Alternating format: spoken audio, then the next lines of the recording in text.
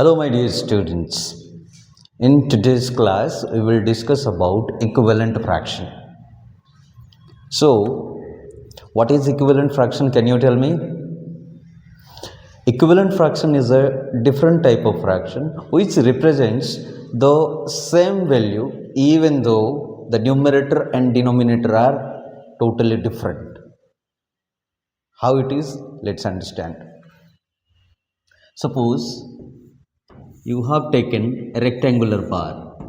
Now in fraction this is called what? Whole. One is called the whole. Now without changing the length and breadth, I will take the same rectangle.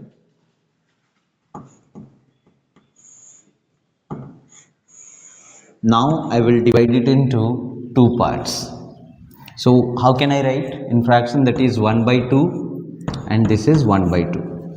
Fine, understood? Now if I write by taking the same rectangular bar, if I divide it into three parts, then what is that, students? 1 by 3. This is 1 by 3. This is 1 by 3. Do you remember what is your numerator and denominator? Denominator always represents the total number or part which is divided into. Then numerator is what? Out of that, how many we are going to represent? That is, actually in this case we are dividing this rectangular bar into three parts, and out of that this is my 1 by 3 parts, this is my 1 by 3 parts, and this is my 1 by 3 parts. Okay, so now I have taken this same rectangular bar and it represents different fraction, but the values are remaining same. So now I want to show you one chart.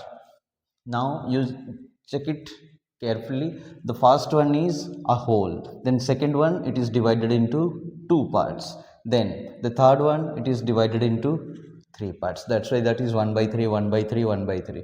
Now if you see all these things, it is exactly like that. Okay, so now come to the point, students. Now we will understand how to find out the equivalent fraction. So to find out the equivalent fraction, let's take an example, 1 by 2. Find 5 equivalent fraction of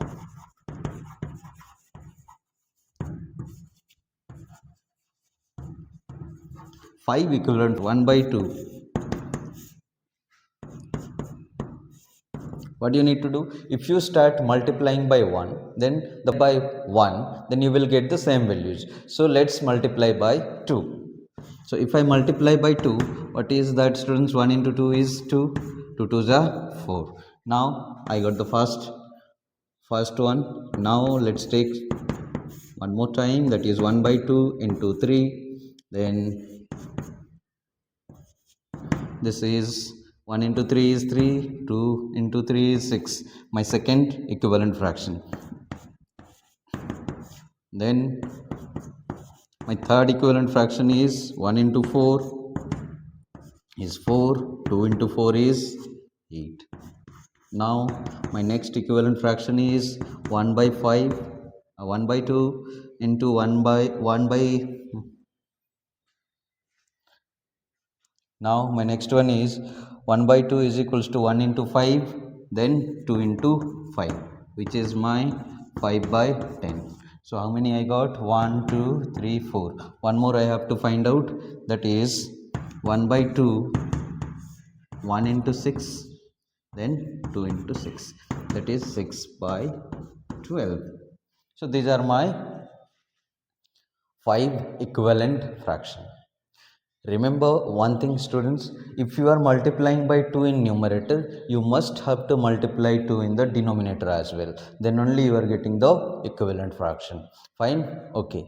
Then next thing is simplest form of a fraction. How can you find out the simplest form of a fraction? Here I am doing it. Simplest form. Students, suppose you have 6 by 8. You know how to reduce the number? 2, 3 is 2, 4 is 3 by 4. Now this is my simplest form of this fraction. How I will know that? Now if I see the common factor is only 1, then if the common factor is only 1, then only that is called your simplest form of the fraction.